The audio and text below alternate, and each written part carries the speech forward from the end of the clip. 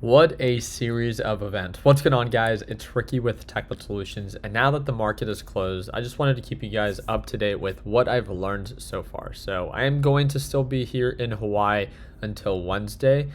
So this is pretty much going to be my office setup. But if you have any questions or any videos you guys would like me to make, or any topics that you guys would like me to cover, all I literally ask you to do is to share it down in the comment section. And if enough people are interested in it, I would love to make a video and giving my thoughts on it. So let's go ahead and just jump right into it. It has been like a pretty wild morning, to say the least. If we jump on in here, we could see that Tesla had a 4.5% move on the day, and that was, I would say, one of the biggest movers for the Magnificent Seven, right?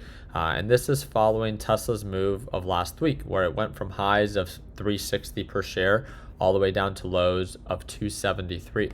A lot of you guys know what exactly was happening. Obviously, the drama between Trump and Elon erupted, right?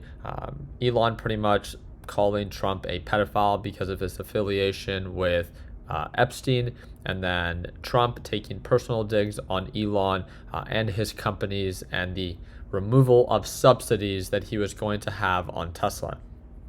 Not sure what conversation happened over the weekend, but it looks like things are progressing to some degree. It says President Trump says he is not going to get rid of his Tesla, which was, of course, I believe, gifted by Elon, or Starlink at the White House. Trump also called Starlink a good service, and he wishes Elon Musk well. So I don't know if they had a conversation. I don't know if they were both just, again, put under a lot of pressure. We all know, or if you don't, right? Elon Musk has previously talked about his problems with drugs to some degree. So I don't know if he kind of, had a bad strand, or I don't know what happened the past few days, but it seemed like he kind of wanted to walk back on some of the things he said.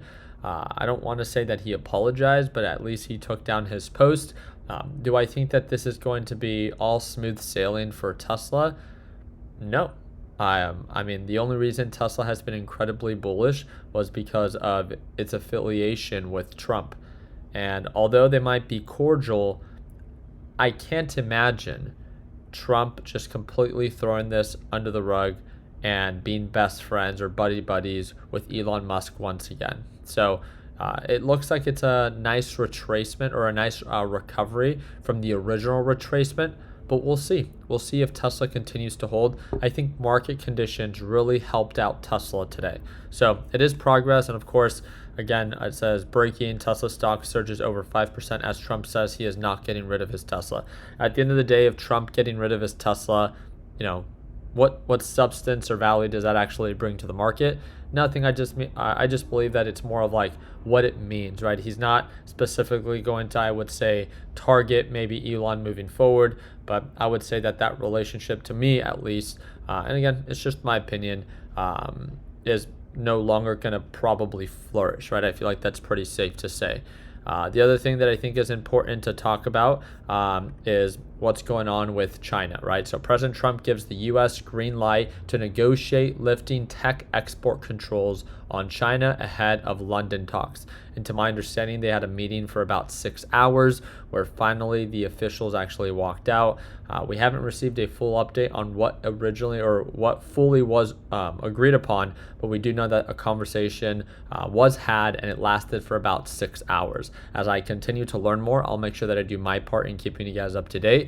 But as long as conversations are happening, that's at least getting the ball going, right? And it looks like things are becoming a little bit more uncertain, right? It's not like there's tensions that are rising, at least not now, and at least they're meeting at the table to try to negotiate. This is somewhat bullish because it's not that things are getting worse, but technically they are getting better because they're less uncertain. With all the chaos that's happening, of course, over the weekend, it says, I'm sure a lot of you guys have heard of the riots happening in LA. I wanted to see how this directly impacted some of these companies, if anything, but I haven't been able to notice anything so far. So the main one was the series of Waymos that were targeted. I think there's a total of 5 or 6 of them that were lit on fire. But again, 5 or 6 Waymos isn't going to devastate the market, and definitely not a $2.1 trillion market cap. Nonetheless, again, overall markets were incredibly bullish today. Even TQQQ up about 0.5% before its retracement. And we'll see how things continue to develop, right? If we look at the overall NASDAQ market, it's up about 0.15%. So somewhat flat from its trading on Friday. You guys let me know down in the comments section what you think. If we look at the much larger time frames, things are still pointing up, right? Moving average is indicating signs of an uptrend. EMA is still pointing up, but overall, we are kind of lacking progress. There is still no break of pattern, no break of support. So all we could assume now is that the trend will continue until proven otherwise. So it's not that markets are cheap. They're still overbought, but they're so bullish that it might not make sense to short, at least not right now, especially for those that are just getting started. And for those that are beginners, confirmation is going to be very important. Now, if we begin to retrace and begin to indicate signs of more selling pressure and form lower lows and lower highs, that could be a different story. But until then, things are bullish. Sentiment is resuming back to being bullish. There's less uncertainty with what's going on with Trump and Elon, so that drama seems to somewhat have been settled. We're working with what's going on between China and the US, and I would say the next thing is the FOMC rate decision that we have coming up. So I'll make sure that I do my part in keeping you guys up to date. If you guys have any questions, feel free to reach out. Would love to answer any questions you guys might have. Hope they're into thumbs up. Please consider subscribing. And I am still trading live from time to time during my trip here in Hawaii. But again, if you just even want to catch up into the LPP lesson library, you guys also get access to the daily live trading session as well. So it's a one-time payment, lifetime access. If you want to learn more about it, second link in the description down below. And like always, let's make sure that we end the year on a green note. Take care, team.